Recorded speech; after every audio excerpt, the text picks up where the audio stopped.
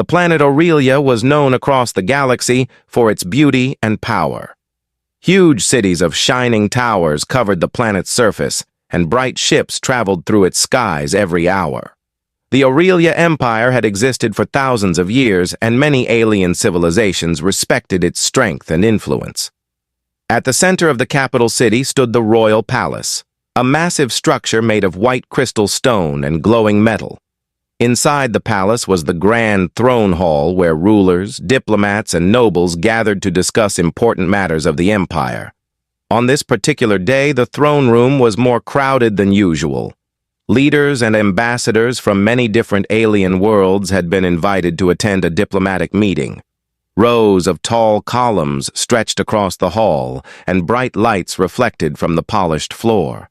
The guards in silver armor stood along the walls, while nobles whispered quietly to each other.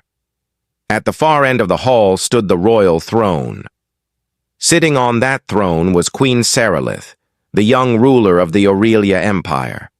Seralyth was only 26 years old, but she already carried the responsibility of an entire empire on her shoulders. She had become queen after her parents died during a conflict with a rival civilization. Since then, she had worked hard to prove that even a young ruler could control such a powerful empire. She was intelligent, confident, and proud, but sometimes her pride made her underestimate others. That day, a new diplomatic visitor was scheduled to arrive. A human representative. Humans were still considered newcomers in the galactic community.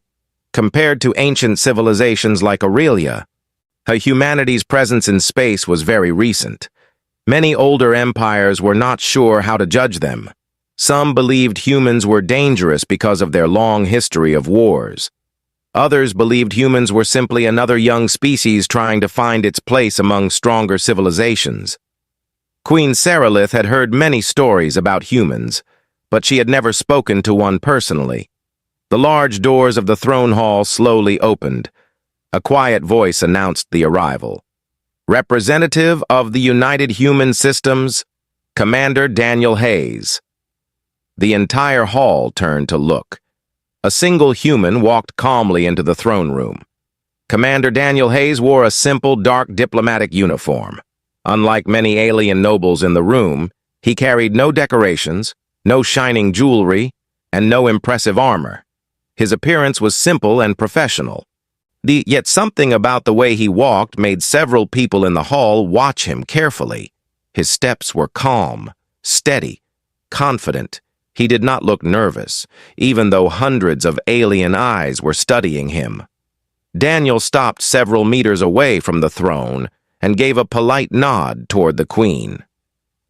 "Your Majesty," he said calmly. Queen Seralyth leaned slightly forward in her throne, studying the human closely.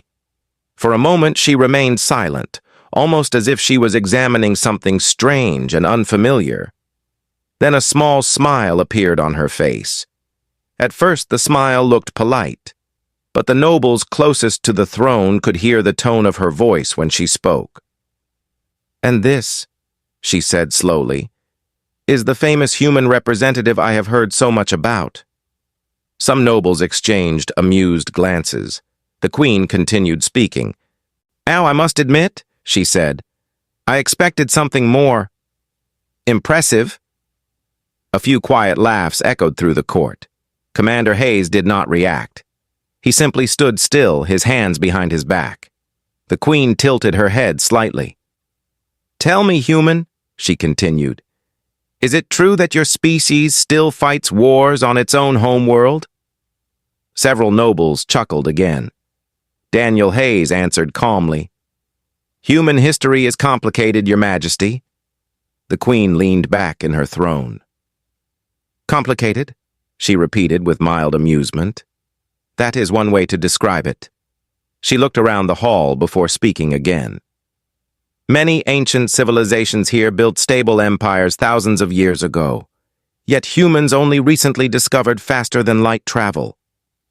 More quiet laughter spread through the nobles. Then Queen Seralyth looked directly at the human again. "So tell me, Commander Hayes," she said slowly, Why should the Aurelia Empire take humanity seriously? The throne room became silent. Everyone waited for the human to respond. But Daniel Hayes did not answer immediately. Instead, he simply looked at the Queen for several seconds. His face remained calm. No anger, no embarrassment, just quiet observation. Then something unexpected happened. Commander Hayes gave a small, respectful nod. He turned around, and he began walking toward the exit of the throne room. For a moment, the entire hall was confused. The Queen frowned slightly. "Human," she said sharply, "I believe I asked you a question."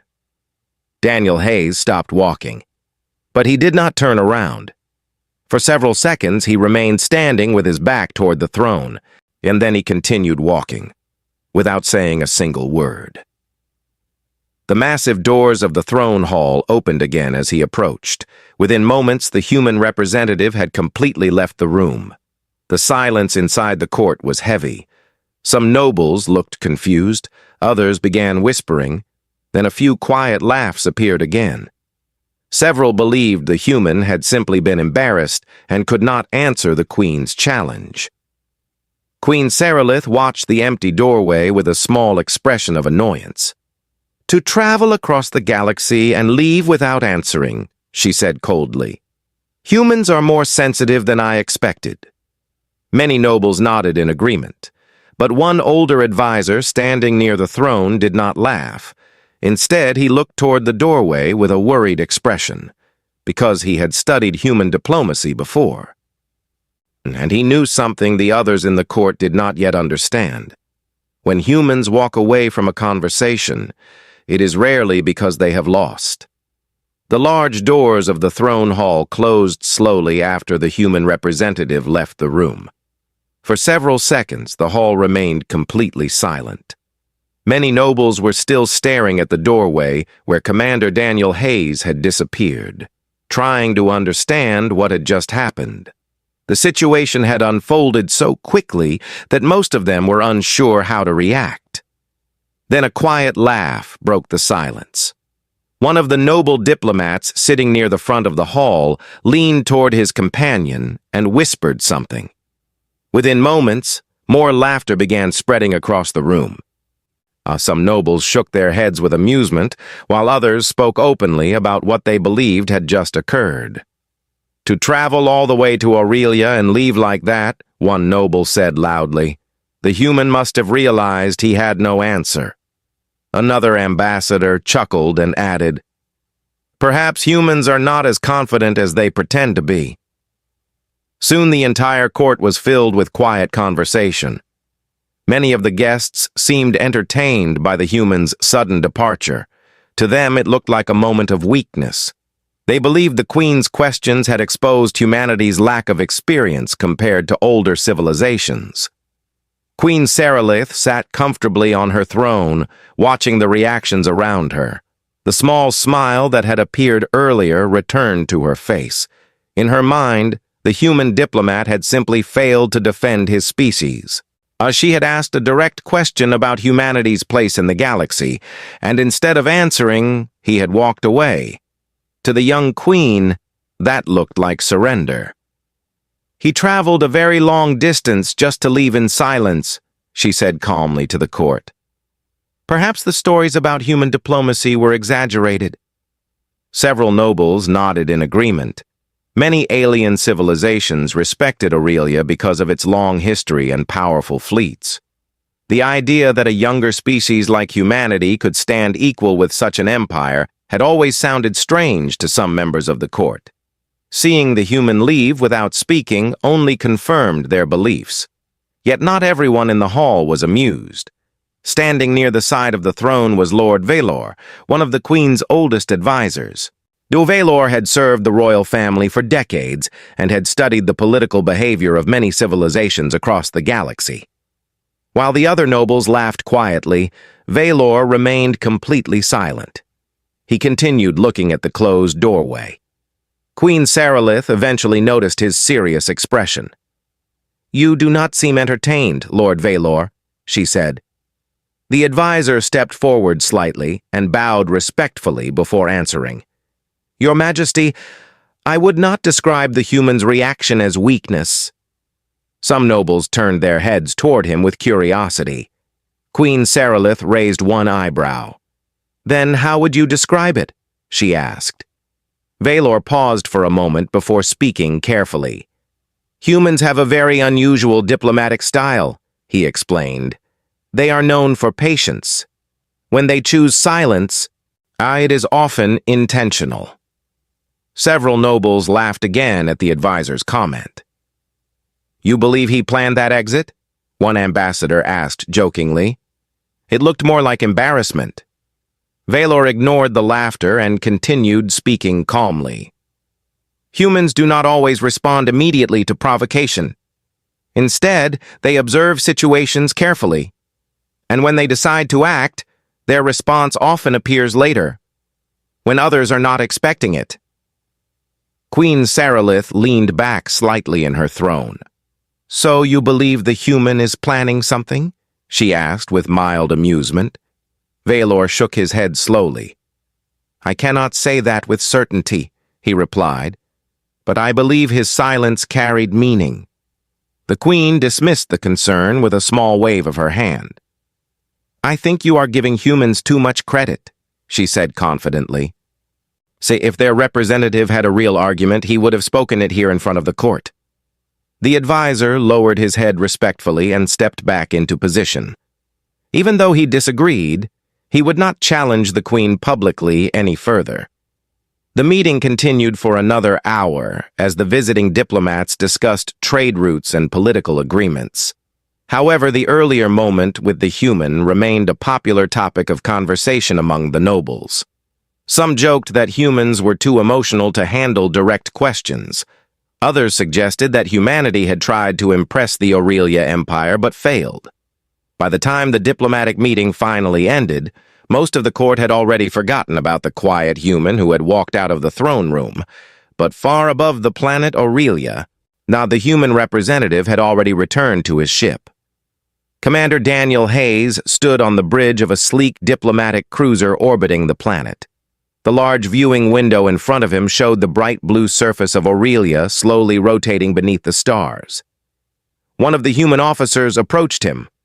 Commander, she said, should we prepare a response to the Queen's comments? Daniel Hayes remained silent for a moment as he looked down at the planet below. No, he finally answered calmly. The officer looked slightly confused. Then what are our next orders? She asked. Daniel turned away from the window and gave a simple instruction. Set course away from Aurelia, he said. The officer hesitated. We are leaving already? Daniel nodded. Yes. No anger appeared in his voice, no frustration. His tone was completely calm, as if the decision had already been made long before the meeting began. Within minutes, the engines of the diplomatic cruiser began to glow softly as the ship prepared to leave orbit. Below them, the powerful empire of Aurelia continued its daily routine, completely unaware that something important had just changed. The young queen believed she had embarrassed a human diplomat in front of the entire court. But Commander Daniel Hayes had not left because he was defeated. He had left because the conversation was already finished. And soon, the Aurelia Empire would begin discovering what human silence truly meant. The morning after the diplomatic meeting began like any other day inside the royal palace of Aurelia. The massive halls of the palace were filled with movement as guards changed their positions and advisors prepared documents for the Queen's daily schedule. Servants moved quietly through the corridors carrying communication tablets and reports from different regions of the empire. From the outside, everything appeared calm and normal. But inside the royal communication chamber, something unusual had just arrived. A secure transmission signal from human space had reached the palace network. The message was directed specifically to Queen Seralyth. When the royal communication officer noticed the origin of the signal, he immediately informed the palace advisors. Within minutes, the message was brought to the Queen's private council chamber, where Seralyth was meeting with several members of her government. Now the officer bowed respectfully before activating the holographic display in the center of the room. A soft blue light appeared above the table as the recorded message began playing. Instead of a long speech or an angry protest, the message was surprisingly short. The calm voice of a human official filled the chamber. This is an official communication from the United Human Systems Diplomatic Command. Representative Commander Daniel Hayes has safely returned to his vessel and departed Aurelia space. Following recent diplomatic developments, the United Human Systems has decided to temporarily suspend all current negotiations with the Aurelia Empire. The message paused briefly. Then the voice continued. All trade discussions, cooperative technology exchanges, and joint navigation agreements between our governments will remain inactive until further notice. No further diplomatic representatives will be sent to Aurelia at this time. The recording ended. The holographic display slowly faded. For a moment, the council chamber remained silent. Queen Seralyth looked around the room with mild confusion. The message had sounded formal and controlled, but it did not contain any direct accusations or insults. In fact, the humans had not even mentioned the conversation that had taken place in the throne room the previous day. They suspended negotiations, one advisor said quietly. Another council member spoke next. Perhaps they were offended by the discussion yesterday. The Queen crossed her arms slightly. If that is the case, they are extremely sensitive, she replied. Diplomacy requires stronger minds than that. Several advisors nodded politely, although some of them looked uncertain. To them, the message felt strange. The humans had not threatened Aurelia, and they had not demanded an apology. Instead, they had simply stepped away from every agreement that had been under discussion. Queen Seralyth did not appear concerned. Humans are still a young civilization, she said confidently. If they do not wish to trade with Aurelia, other partners will gladly take their place. The meeting continued, and the council quickly moved on to other topics. Most of the advisors assumed the situation would resolve itself in a few days, once the human government realized how valuable Aurelia's trade markets were. However, the consequences of the human message began appearing sooner than anyone expected. 3 days later, the first unusual report arrived. A group of Aurelia merchant ships traveling through a nearby trade corridor reported that several human cargo fleets had changed their routes. The ships that normally passed through Aurelia-controlled space had suddenly disappeared from their usual schedules. At first, this did not seem important.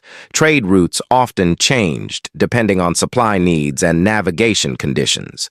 But within another week, the pattern became impossible to ignore. Human merchant ships had stopped entering Aurelia space entirely. Docking stations that normally received dozens of human cargo vessels every week were suddenly quiet. Automated traffic systems showed empty schedules where human shipments used to appear regularly. The Ministry of Trade began receiving complaints from several large merchant guilds.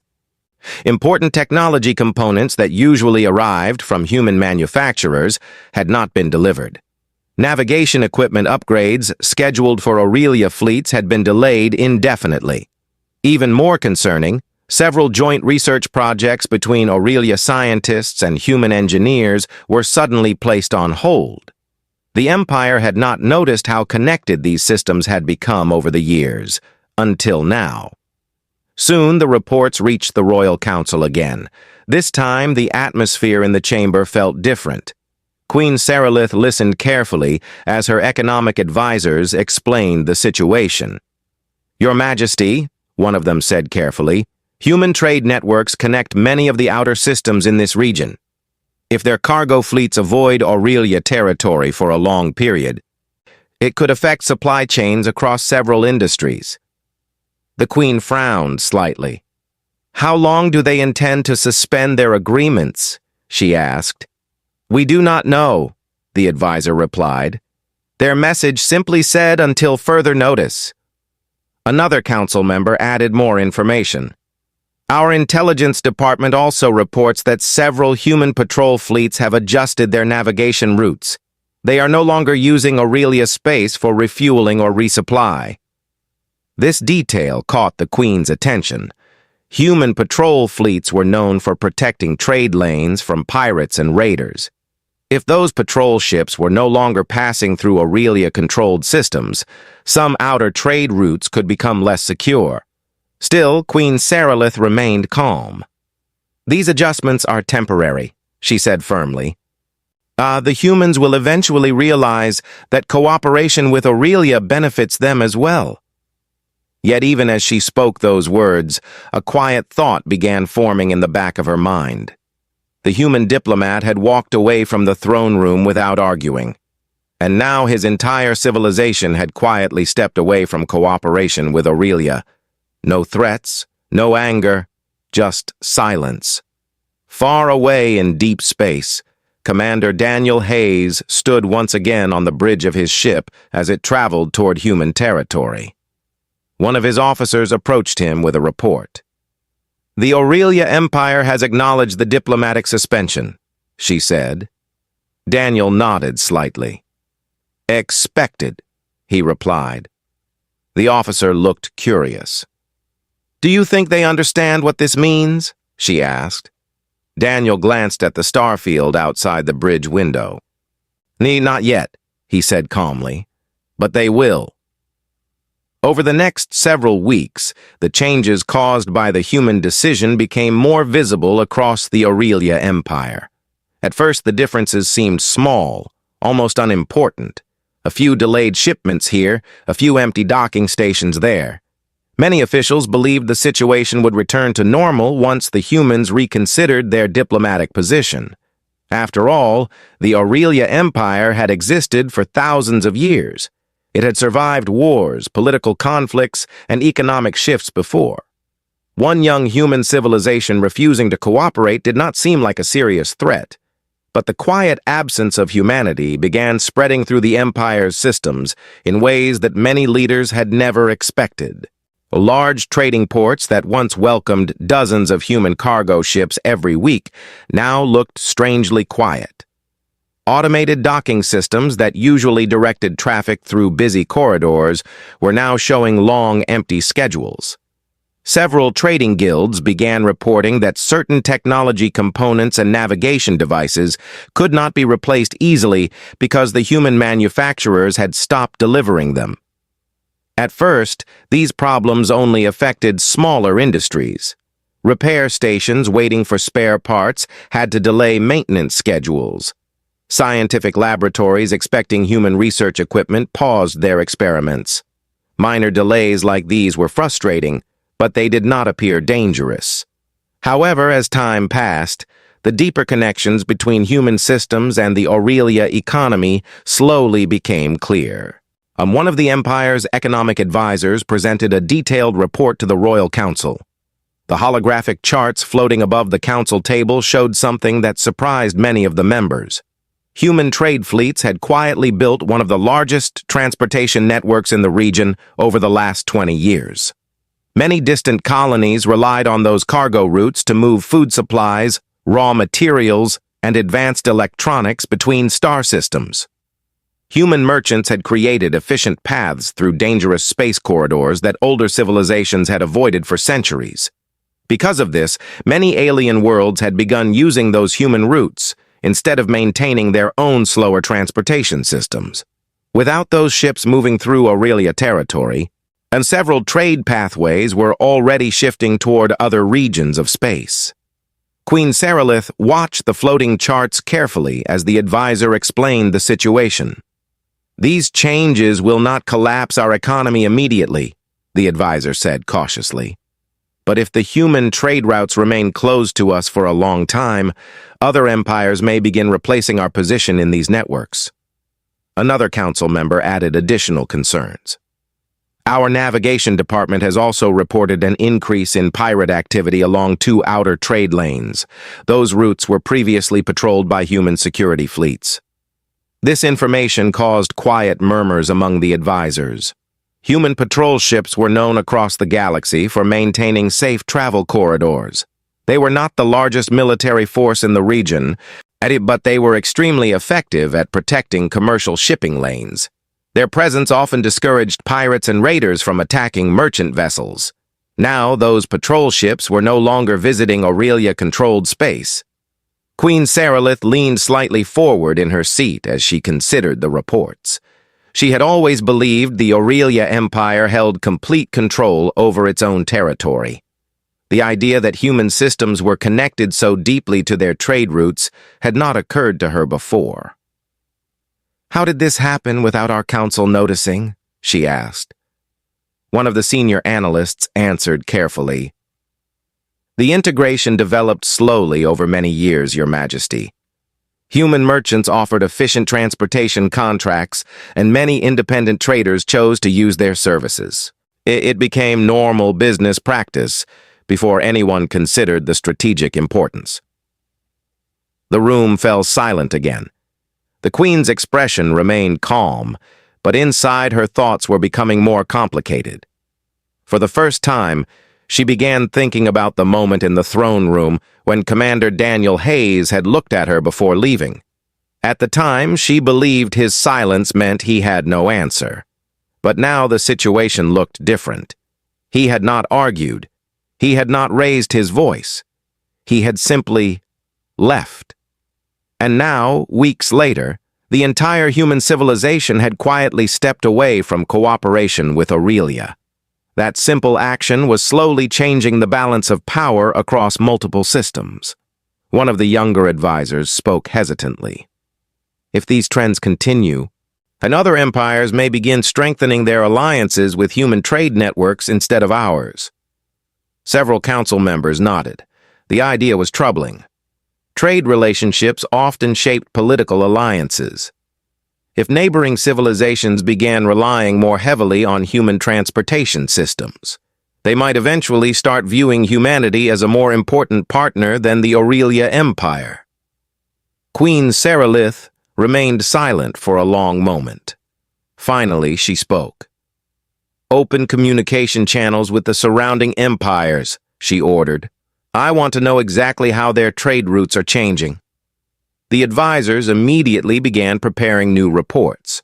Far away in deep space, the human diplomatic cruiser carrying Commander Daniel Hayes continued traveling toward human territory.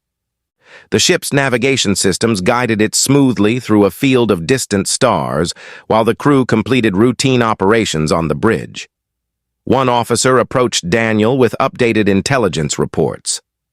"The Aurelia Empire has started analyzing the trade disruptions," she said. Daniel nodded slightly. That was expected. The officer studied him for a moment before asking another question. "Do you think they understand the full situation yet?" Daniel looked through the large observation window at the endless star field ahead. "Not completely," he replied calmly. "But they're beginning to notice something important." The officer waited for him to continue. Daniel's voice remained steady. "They believed the meeting in the throne room was about pride," he said. "But it was never about pride." He paused briefly before finishing his thought. "It was about respect." Several months passed after the human diplomatic mission left the planet Aurelia, and the quiet changes that had begun slowly turned into something much larger. At first, the Empire believed the situation was temporary. Many officials expected the humans to return with new negotiations or send another representative to reopen discussions. But that moment never came. The silence from human space continued, and the absence of their ships became a constant reality across the Aurelia trade network. The outer trade stations were the first places to feel the difference. Docking ports that once welcomed long lines of human cargo ships now stood half empty. Automated traffic signals that used to guide ships through busy lanes now blinked quietly with no vessels requesting permission to dock. Merchants who had relied on regular deliveries of technology, navigation systems, and engineering components began reporting delays that lasted weeks instead of days. Many of these traders were forced to search for new suppliers, but few civilizations could replace the efficiency that human shipping fleets had provided. At the same time, reports from neighboring star systems began arriving in the Royal Council chamber. Some nearby civilizations had started forming new trade agreements directly with the United Human Systems. These agreements allowed them to use the same cargo routes and protected travel corridors that once connected through Aurelia space. As these new partnerships formed, the trade activity slowly shifted away from Aurelia-controlled sectors. Queen Seralyth listened carefully to each report during her council meetings. The young queen remained calm on the surface, but the steady flow of information made it impossible to ignore what was happening. The Aurelia Empire was not collapsing, but its influence was slowly becoming smaller as other systems adjusted their alliances. One particular report caused deep concern among the advisors. A neutral trading civilization known as the Cathari Union had recently signed a large transportation agreement with the humans. The Cathari were famous for their advanced manufacturing industries, and many of their goods had traditionally passed through Aurelia space before reaching other markets. Now those same shipments were being redirected through human-controlled routes, and this meant that large volumes of trade were moving across entirely different parts of the galaxy. One economic advisor explained the situation clearly during a council session.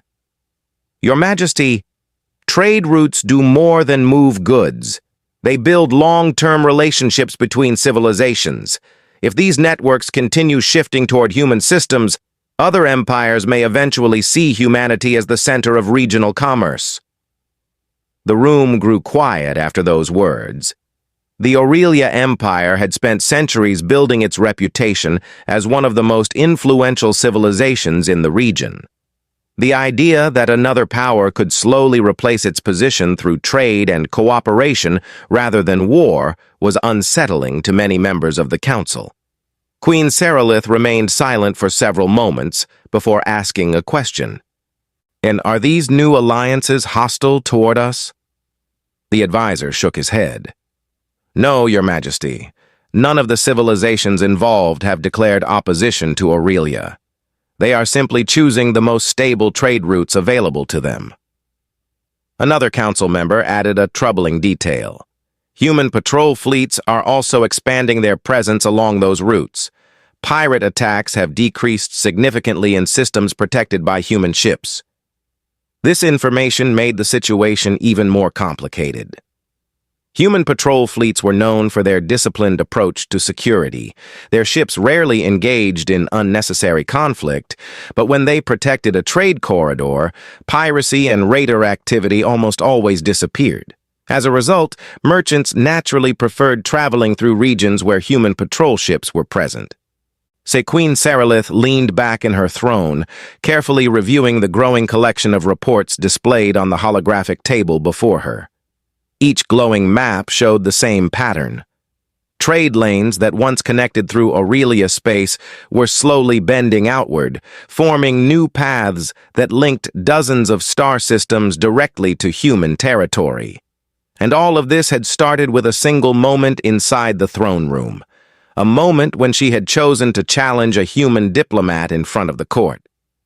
Meanwhile, far away among the stars, Commander Daniel Hayes was attending a strategy briefing aboard a human diplomatic station, located near the border of human space.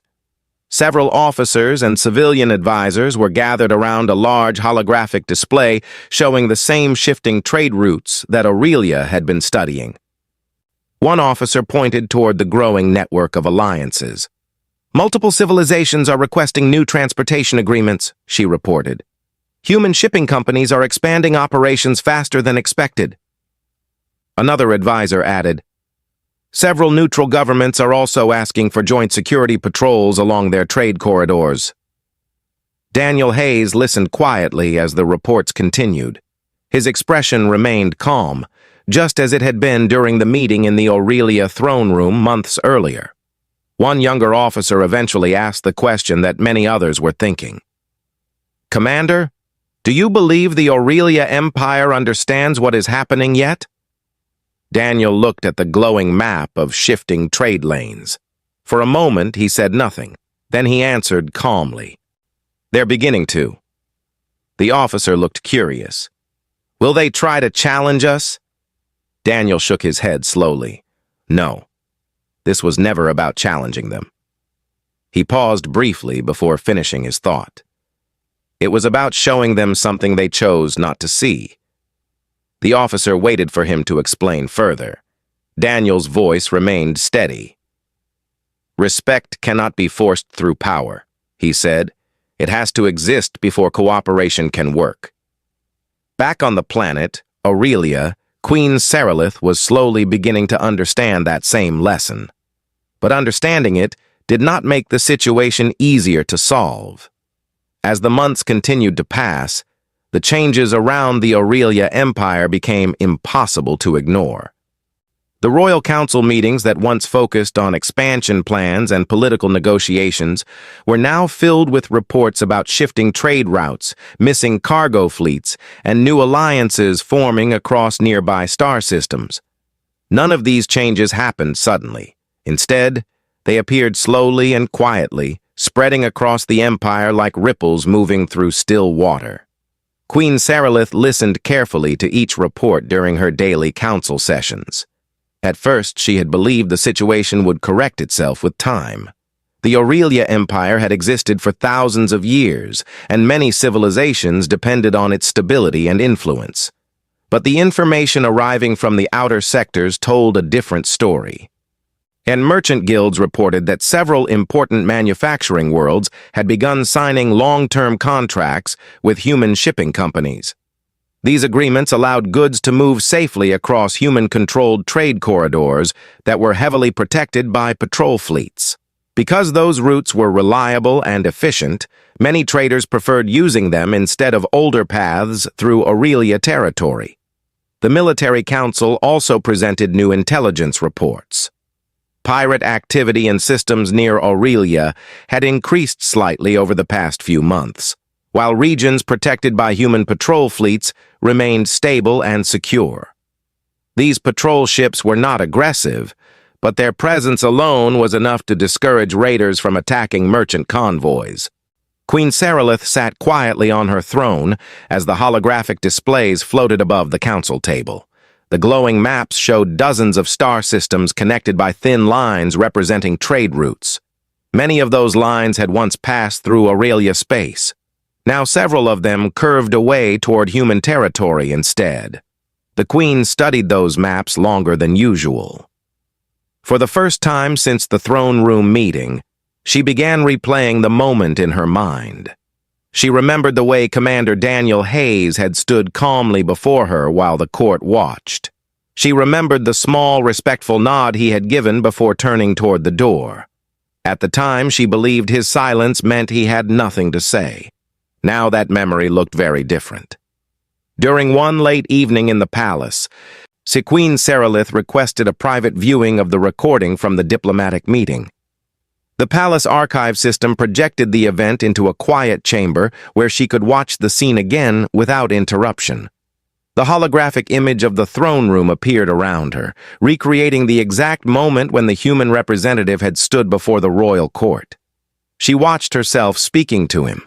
She heard her own voice questioning humanity's place in the galaxy. The noble's quiet laughter echoed through the chamber just as it had on that day. Then she watched Daniel Hayes again. He did not argue. He did not react with anger. He simply looked at her for a moment, nodded politely, and walked away. The recording ended. The chamber fell silent. Queen Seralyth remained standing in the middle of the empty projection room, and thinking about the difference between what she had believed and what had actually happened. She had thought she had embarrassed the human diplomat, but the reality was far more complicated. Commander Hayes had not walked away because he was defeated. He had walked away because he understood something the Aurelia court had ignored. Respect was not something that could be demanded through status or tradition. Respect had to exist on both sides before any real cooperation could begin. The Queen slowly turned off the recording system and walked toward the tall windows of the chamber. Outside, the capital city of Aurelia stretched across the horizon with its shining towers and busy air traffic. The Empire was still strong, and its fleet still controlled many star systems. Yet the changes happening across the region were quietly reshaping the future of interstellar politics. For the first time since becoming ruler, Queen Seralyth felt the weight of an important decision. She could ignore the situation and continue ruling as if nothing had changed. The Aurelia Empire would survive for many years even without human cooperation. But if she truly wanted the Empire to remain influential in the future, she would need to correct the mistake that had started everything. The following morning, she called a private meeting with her closest advisors.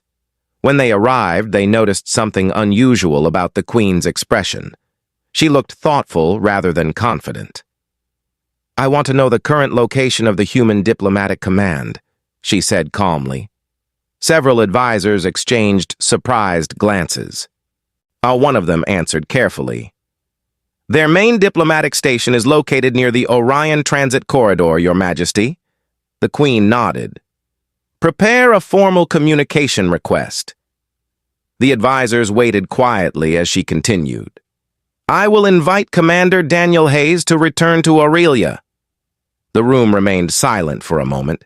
Then one advisor asked the question everyone was thinking. "Your Majesty, what will you say to him?" Queen Seralyth looked out the window again toward the bright sky above the city. This time her voice was calm and honest. "I will say what should have been said during the first meeting." She paused briefly before finishing her sentence. "I will treat him with respect." Far away in deep space, a human diplomatic station received a new incoming message signal. And the name attached to that request surprised everyone who saw it. The message sent from the Aurelia Empire traveled across several star systems before finally reaching the human diplomatic station near the Orion Transit Corridor. Inside the station's communication center, a group of human officers noticed the signal as it arrived through the long-range relay network. At first, they assumed it was another routine update from one of the nearby trade partners. However, when the system translated the origin of the message, the entire room became quiet. The request had come directly from the royal palace of Aurelia. Within minutes, the message was forwarded to the diplomatic command office where Commander Daniel Hayes was reviewing navigation reports from several expanding trade routes. One of the station officers approached him with a tablet containing the translated transmission. "Commander," she said calmly, "you may want to see this." Daniel took the tablet and read the message carefully. The words were formal and respectful. The Aurelia Empire was requesting a new diplomatic meeting. This time, the invitation came directly from Queen Seralyth herself. She wished to reopen communication with the United Human Systems and discuss the future relationship between their civilizations. Daniel finished reading and returned the tablet to the officer. The room waited silently for his reaction. Unlike the first meeting on Aurelia, this moment did not involve an entire royal court watching him. There were no nobles, no political tension in the air, only a few officers standing nearby while the quiet hum of the station's systems filled the room. "What are your orders, Commander?" the officer asked. Daniel looked through the large viewing window of the station. Outside, dozens of human cargo ships were moving through the busy transit corridor. Some were traveling toward distant colonies, while others were returning with valuable resources and technology from partner civilizations. The network humanity had built over the past decades was stronger than ever. Finally, Daniel spoke. "Prepare a diplomatic cruiser," he said. The officer nodded. "We are returning to Aurelia." Several days later, a sleek human diplomatic ship entered the Aurelia system once again. Unlike the first visit, this arrival was not surrounded by quiet curiosity or uncertainty. The entire royal government had been informed in advance, and security fleets carefully escorted the human vessel toward the capital city. Inside the royal palace, the throne hall had been prepared for the meeting. This time, the atmosphere inside the chamber was very different from the previous gathering months earlier. The nobles who had once laughed at the human representative were now silent and attentive. They had all seen the reports about changing trade routes and new alliances forming across the region. Queen Seralyth sat on her throne once again, but her posture was more thoughtful than before. When the massive doors of the throne hall opened, Commander Daniel Hayes walked inside exactly as he had during the first meeting. He wore the same simple diplomatic uniform, and his calm expression had not changed. However, the reaction of the court was completely different. No one laughed. No one whispered. The entire hall remained quiet as he approached the throne. Daniel stopped at the same position where he had stood before and gave a respectful nod. "Your Majesty." Queen Seralyth stood from her throne. That action alone surprised many nobles in the room because Aurelia rulers rarely stood during diplomatic meetings. But the queen wanted to make something clear before the conversation began. She stepped down from the throne platform and walked several steps closer to the human representative. "Commander Hayes," she said calmly, "thank you for accepting my invitation." Her voice carried across the silent hall. "I have reviewed the events of our previous meeting many times," she continued. "And I have come to understand that my words that day were disrespectful." Many nobles lowered their heads slightly as they listened. "I believed that questioning your civilization in front of the court would demonstrate Aurelia's strength," the queen admitted. Instead, it revealed something else. Daniel listened quietly. The queen finished her statement. "It revealed my mistake." The hall remained silent as everyone waited for the human response. Daniel Hayes looked around the throne room briefly before speaking. His voice was calm, just as it had been during the first meeting. "In diplomacy," he said slowly, "strength does not come from embarrassing another civilization." He paused briefly before continuing. "It comes from mutual respect." Queen Seralyth nodded. "That is why I asked you to return." For several seconds, the two leaders simply looked at each other. Then Daniel spoke one final sentence. "Respect must exist before cooperation." The simple words echoed through the chamber, but this time they did not sound like a challenge. They sounded like an agreement waiting to begin. The meeting that followed lasted several hours as the Aurelia Empire and the United Human Systems discussed new terms of cooperation. Trade routes would reopen, security patrols would return to certain regions, and scientific partnerships would continue once again. Yet the most important outcome of the meeting was not written in any treaty. The true result was a lesson that spread quietly across the galaxy. Many civilizations heard the story of the young queen who once insulted a human diplomat, and the silent response that followed.